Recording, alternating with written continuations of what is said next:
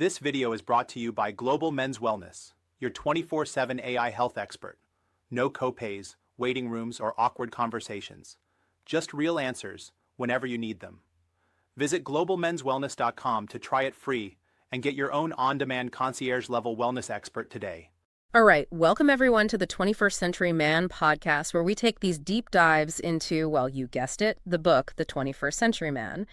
And today we're tackling chapter 67, which is all about depression in men. Yeah, a topic that I think it's safe to say is pretty relevant to a lot of guys out there. Definitely. And we're not just going to, read the chapter at you. We're going to really break down the key ideas, highlight those actionable insights, and make sure we explain any of the, the more complex terms or concepts, so you walk away with a solid understanding of what this chapter is all about. Absolutely. We want this to be, valuable and practical for you. Right. So let's kick things off with the basics, right? The chapter starts by defining what depression actually is. Yeah. And it's more than just feeling sad every now and then. Yeah, right. It's not just a bad day. Exactly. The book describes it as this prolonged, really persistent feeling of sadness, emptiness, or even hopelessness. And these feelings, they kind of stick around, Yeah, they can really drag you down. Absolutely. And then the chapter goes on to list some of the key symptoms that often go along with depression. Like, you might notice a significant drop in interest in activities you normally enjoy. So things that usually get you excited or motivated, just don't anymore. Right. And it's not just about feeling a little blah. It's like a real loss of pleasure in things you used to look forward to. Exactly. And then there are the physical changes that can happen too, like significant weight fluctuations. The book specifically mentions gaining or losing 5% of your body weight within a month. That's a pretty noticeable change. Definitely. And it can go either way, either suddenly gaining weight or losing it without really trying. Yeah, either way, it can be a red flag that something's not quite right. Right. And then there are changes in sleep patterns. You might find yourself sleeping way more than usual or having trouble sleeping at all. And then there's the fatigue, that just constant feeling of being drained and exhausted, even if you're getting enough sleep. Yeah, it's like your battery's always running low. And it's not just physical, right? There's this mental fatigue, too. Difficulty concentrating, feeling foggy, having trouble making decisions. Right. It can be hard to focus on even simple tasks. And I think it's important to acknowledge the really heavy stuff here, too. The book doesn't shy away from talking about feelings of worthlessness and guilt, and crucially, thoughts of suicide. Yeah, those are definitely serious signs that professional help is needed. It's not something to mess around with. Absolutely. So, we've talked about what depression is, but how common is it, really? I mean, does this actually affect a lot of people? Well, yeah, it does. And the book gives us some pretty eye-opening statistics. Right. So, specific numbers can vary depending on, the study you're looking at. But some of the key points from the 21st Century Man are, older adults might be twice as likely to experience depression compared to younger people. Wow, that's a big difference. Yeah, it is. And then, in general, women tend to experience depression more frequently than men. Though, of course, that doesn't mean men are immune. No. But I think what really drives home the point is, the actual prevalence rates. So the book mentions that in the general population, about 5% to 7% of people experience depression each year. But for older adults, that number jumps up to 8% to 16%. That's a significant increase. Yeah. And then, if you think about the lifetime likelihood of experiencing major depression, it's estimated to be between 13% and 18%. So the odds aren't exactly in our favor, No, they're not. And it's not just about individual suffering either. Depression has a real impact on our lives, in a practical sense. Yep. The book talks about how people with depressive symptoms, on average, they lose 1 or more days of productivity each month. Yeah, I can definitely see how that would happen. It's hard to focus, hard to get things done when you're feeling so down. Exactly. And when you add it all up, that loss of productivity really takes a toll. And on a global scale, it's even more significant. The book reminds us that depression is the 4th leading cause of disability worldwide. Wow, that's huge. It is. And it highlights the immense burden that depression places, not just on individuals, but on society as a whole. Right. And there's the economic cost, too. The book estimates that in the U.S. alone, the economic impact of depression back in 2010 was a whopping $210 billion. Yeah, that's a staggering number. It really shows you just how widespread and serious this issue is. So, okay, we've talked about how common depression is and the impact it can have. But how do we know like when it's more than just feeling down? When is it actually clinical depression? That's a great question, and it's one that the book addresses head on. It actually does a really good job of explaining the different types of depression and how they vary in terms of severity and duration. Right. Because, we all have our ups and downs. We all feel sad or discouraged sometimes.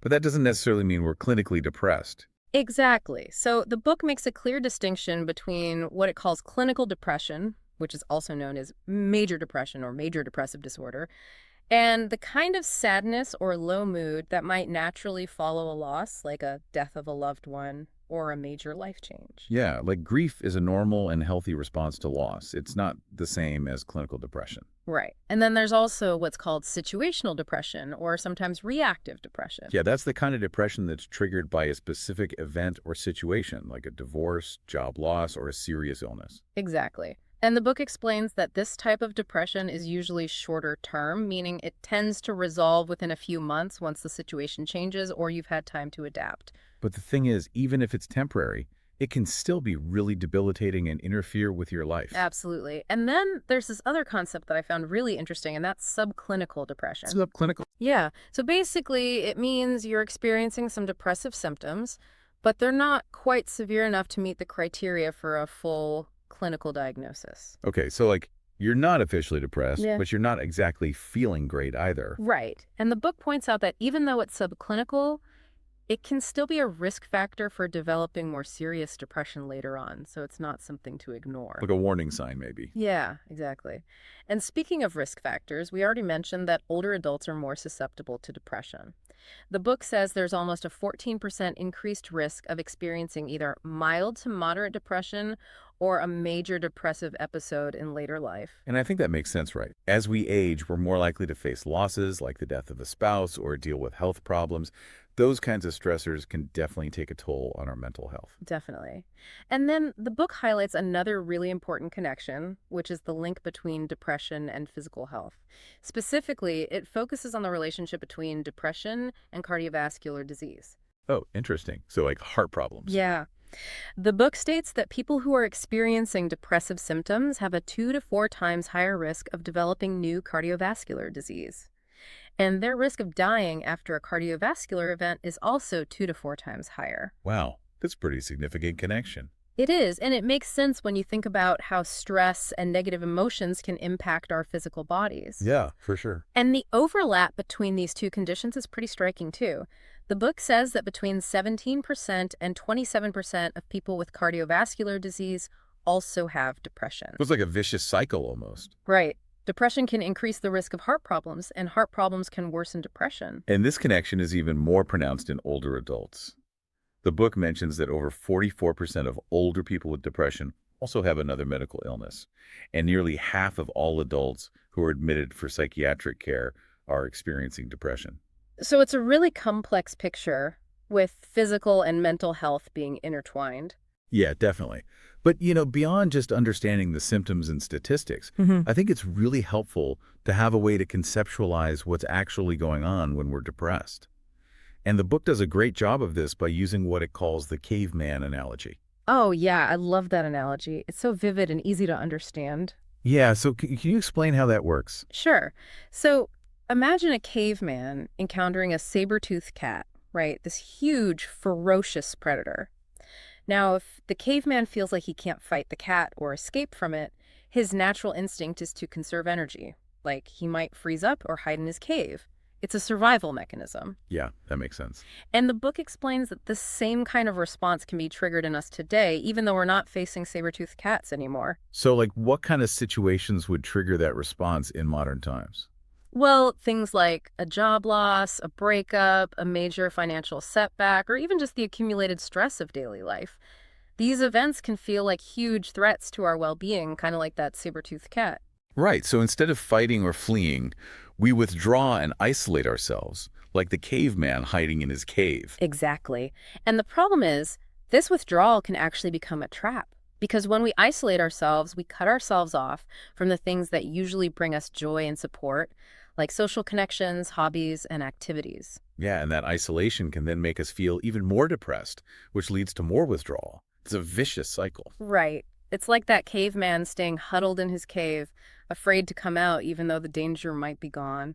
So how do we break out of that cycle? Well, the book emphasizes the importance of active engagement. It's about pushing ourselves to get back out there, even when it feels really difficult. Yeah, easier said than done, though, right? Definitely. It takes effort and courage.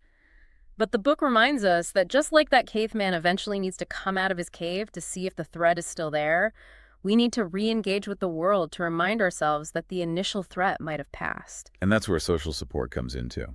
Absolutely. Having friends and family who understand and can offer encouragement can make a huge difference. They can be like our spotters, helping us to venture out of the cave safely. But the book also makes a really important point about support, which is that sometimes well-meaning people can say things that are actually unhelpful. Yeah, like just cheer up or it's not that bad. Right. Those kinds of comments, while they might come from a good place, can actually make someone who's depressed feel even worse, like their feelings aren't being validated or taken seriously. Exactly. So it's about finding people who can offer support in a way that's sensitive and understanding. And I think it's also important to realize that sometimes depression isn't just about a specific situation or event. Sometimes it's rooted in deeper, more fundamental beliefs about ourselves and the world. Yeah, the book talks about this too. It introduces this concept of core beliefs or schemas. Yeah, it sounds fancy, but it's basically just a set of beliefs that we develop early in life, often based on our childhood experiences. And these beliefs shape how we see ourselves, how we interact with others, and how we interpret the world around us. Okay, so like if you grew up in a chaotic or unstable environment, you might develop a core belief that the world is unsafe or that you can't rely on others. Exactly. And the book uses this really great example with a guy named Jack. Jack grew up with an abusive alcoholic father. And as a way of coping with that difficult childhood, he developed this core belief that he was bad, flawed, or unworthy. That's heartbreaking. It is. And the thing is, that belief, even though it was formed in childhood, it continues to affect him as an adult. So even though he's now a successful professional, he still deep down believes he's not good enough. Right. The book is an example of how Jack's colleagues praise his work, but he can't accept their compliments. He just dismisses them, thinking they're just being polite or they don't really know the real me. So that core belief is like a filter that distorts his perception of reality. Exactly. And it affects his relationships, too. He has trouble trusting people, letting them get close because he's so afraid of being rejected or abandoned. Yeah, I can see how that would happen. It's like a self-fulfilling prophecy. Right. And the book emphasizes how important it is to identify and challenge these core beliefs because it can really hold us back in life. So how do we do that? How do we challenge these deeply ingrained beliefs? Well, the book outlines a process, and it draws from the principles discussed in another book called Prisoners of Belief. And the first step is awareness. It's about becoming aware of our automatic thoughts, those negative thoughts that pop into our heads without us even realizing it. Okay, so how do we become aware of them? The book suggests a simple exercise. For a week, just keep a journal or a notepad handy, and whenever you notice yourself feeling anxious, depressed, guilty, angry, or embarrassed, just jot down what triggered that feeling and what thoughts were going through your mind at the time. Okay, so we're basically tracking our negative thoughts and trying to see if there are any patterns. Exactly. And the book says that as you do this consistently, you'll start to notice recurring themes, like maybe you always criticize yourself, or you always assume the worst will happen, or you always feel like you're not good enough. And once we've identified those themes, then what? Well, then the next step is to challenge those beliefs. And the book recommends doing this by creating what it calls a thought record.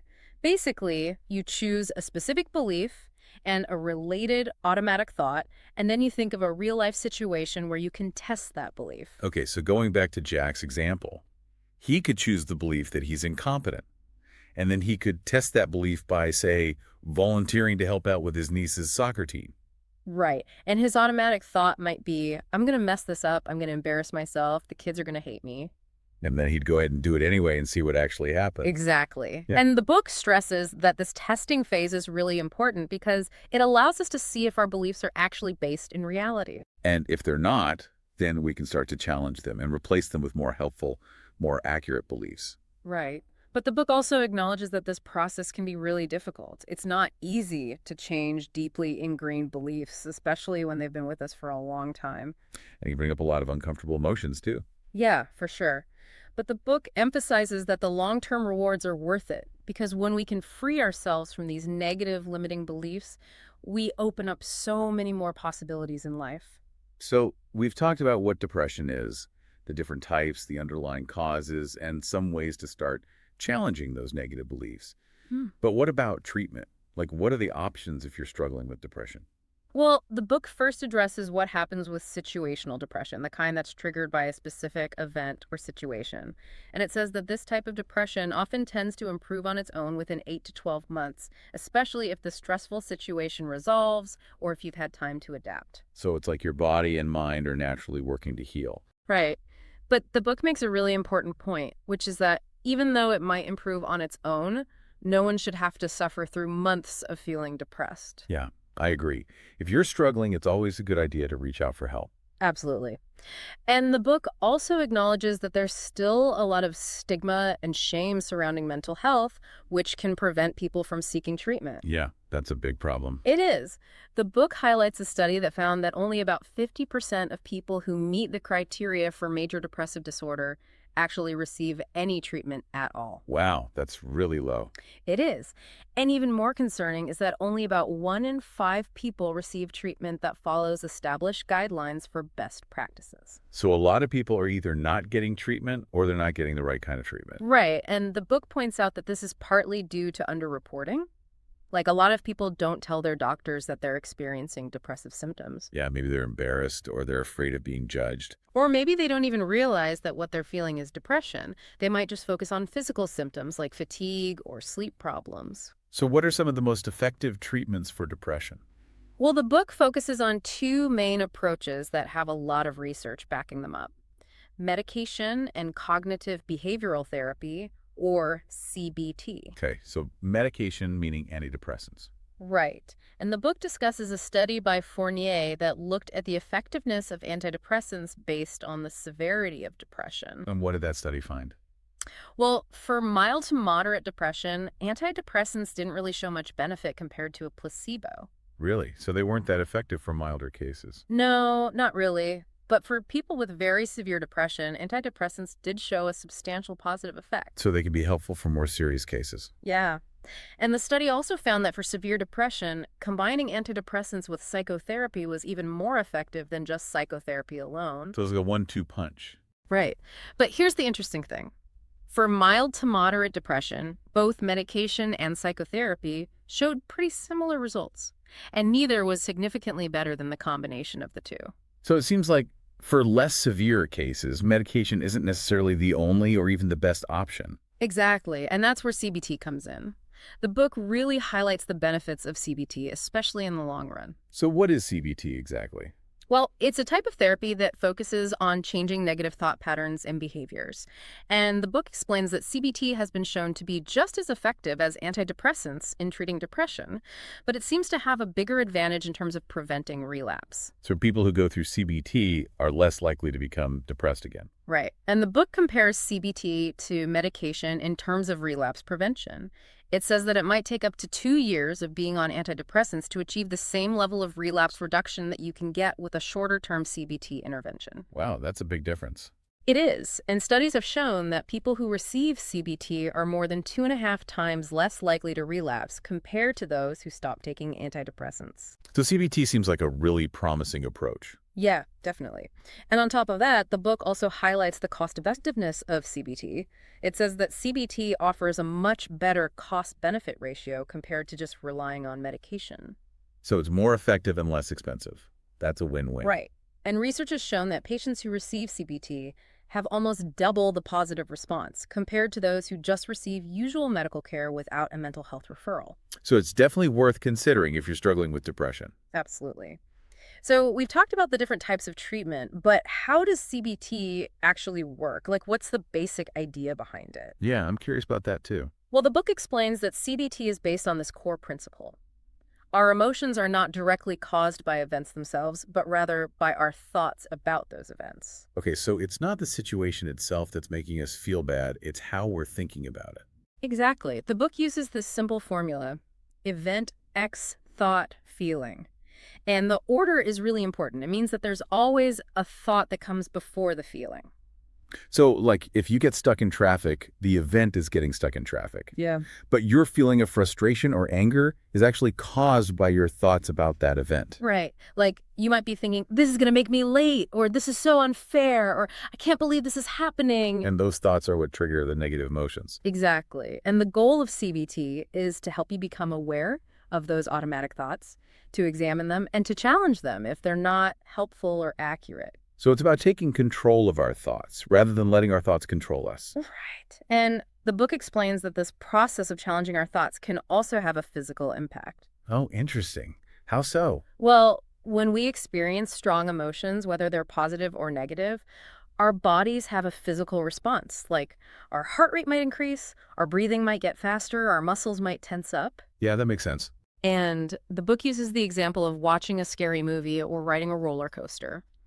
Those experiences can trigger a lot of the same physical sensations as fear or anxiety, but we interpret them as excitement or thrill because of the context. Right, so it's not just the physical sensations themselves, it's how we interpret them that matters. Exactly. And CBT helps us to become more aware of our thoughts and to choose more helpful interpretations of events.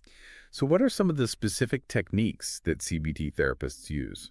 Well, the book explains that CBT therapists usually have a two-pronged approach. The first part is about addressing the behavioral aspects of depression. So they'll encourage you to get back to doing things that you used to enjoy, even if you don't feel like it at first. So it's about getting out of that cave, so to speak. Right. And the second part is about addressing the cognitive aspects, the thinking patterns. So the therapist will help you to identify your negative automatic thoughts and to challenge them. And by doing that, you can start to change your emotional responses to events. Exactly. And the book emphasizes that CBT is a very collaborative process. It's not about the therapist telling you what to think or how to feel. It's about working together to develop strategies that work for you. So it's like a partnership. Right. So we've covered a lot of ground here, but there are two more really important topics that the book addresses: suicide and substance abuse. Yeah, those are definitely serious issues that we need to talk about. Absolutely. So first, let's talk about suicide. The book makes it clear that suicide is a behavior, not a diagnosis in itself, but it is a very serious concern, and depression is a major risk factor. Yeah, that's something to be aware of. Definitely. And the book also lists some other risk factors, including being middle-aged, being male, lacking strong social connections, having a chronic physical illness, and feeling like a burden to others. And it mentions that men are more likely to die by suicide, even though women attempt it more often. Right. And older adults also have a higher rate of completed suicides, even though they make fewer attempts overall. That's surprising. It is. And the book explains that this might be because older adults are more likely to use lethal methods, and they might be less likely to be rescued. So it's important to be aware of the warning signs. Absolutely. The book lists some key warning signs, including talking about wanting to die, expressing feelings of hopelessness, withdrawing from social activities, giving away possessions, and making arrangements as if preparing for death. Those are definitely red flags. Yeah. And it's crucial to know that the highest risk times for suicide aren't necessarily when someone is at their absolute lowest point. Really? When is it then? Well, the book explains that the risk can actually increase when someone is either just starting to slip into a deeper depression or when they're starting to come out of a really low period. That's counterintuitive. It is. But the book says that this might be because when someone is severely depressed, they might not have the energy to act on suicidal thoughts, but as they start to feel a little better, they might have more energy, but the feelings of hopelessness might still be there. So it's a dangerous combination. Yeah, it is. And that's why it's so important to reach out for help if you or someone you know is struggling with suicidal thoughts. And the book gives the number for the National Suicide Prevention Lifeline, which is 1-800-273-8255. Yes, that's an incredibly important resource. It's available 24/7, and it's free and confidential. So don't hesitate to call if you need help. Now let's switch gears and talk about substance abuse. The book points out that even legal substances can be problematic for people who are struggling with anxiety or depression. Like alcohol and caffeine. Right. The book mentions that while alcohol abuse rates tend to decrease after age 65, a significant percentage of adults still struggle with alcohol use disorder. And the rates are higher in men. Yeah, that's true. And the book also touches on caffeine dependence, which affects about 7% of the U.S. population, and tobacco use, which is still prevalent despite declining rates. So what's the takeaway here? Well, the book advises that people who are experiencing depression should avoid alcohol altogether. Even though it might seem to help in the short term. Right, because alcohol is a depressant, so it actually tends to worsen depressive symptoms over time. And what about nicotine? Well, nicotine is a stimulant, so it can actually increase anxiety and make it harder to sleep. So both alcohol and nicotine can actually make depression worse. Exactly. And the book even points out the ironic combination of alcohol and cigarettes that's so common. People are basically self-medicating with a depressant and a stimulant at the same time. Yeah, that doesn't make much sense. No, it doesn't. So, as we wrap up this deep dive into Chapter 67, what are some of the key takeaways you'd want to leave our listeners with? Well, I think the most important message is that depression is a serious but treatable condition. Whether it's situational depression that's triggered by a specific event or major depressive disorder, there are effective treatments available. Yeah, and no one should suffer in silence. There's no shame in seeking help. And the book really emphasizes that early intervention is key. The sooner you reach out for help, the better the outcome is likely to be. And for those who are struggling with more severe depression, medication can be a really valuable tool to help manage symptoms and improve quality of life. And for those with mild to moderate depression, CBT can be a really effective way to change negative thought patterns and develop coping skills. Exactly. And I think the book also does a great job of highlighting the importance of self-care. Yeah, like taking care of your physical health, getting enough sleep, eating a healthy diet, exercising regularly, and managing stress. All those things can really make a difference in how you feel. And it's also important to nurture your social connections and engage in activities that bring you joy. Right. And I think the book's caveman analogy is a great reminder that sometimes we need to push ourselves to get back out there, to re-engage with the world, even when it feels difficult. And remember, you don't have to go through this alone. There are people who care about you and want to help. Well said. And I want to encourage our listeners to check out The 21st Century Man for a more in-depth exploration of these topics. It's a really valuable resource. Absolutely. It's full of insights and practical advice that can help men navigate the challenges of modern life. So that concludes our deep dive into Chapter 67, Depression in Men from the 21st Century Man. We hope you found this discussion informative and helpful. And we hope it encourages you to prioritize your mental health and to reach out for support if you need it. Join us next time on the 21st Century Man podcast as we delve into Chapter 68, Living with Vitality. We look forward to seeing you then. Take care, everyone. See you next time. Take control of your health anytime, anywhere. Visit globalmenswellness.com and start your free trial today. Get expert-level answers in seconds, not weeks, without the cost, the wait, or the awkward conversations. Real support on your terms. Visit globalmenswellness.com now.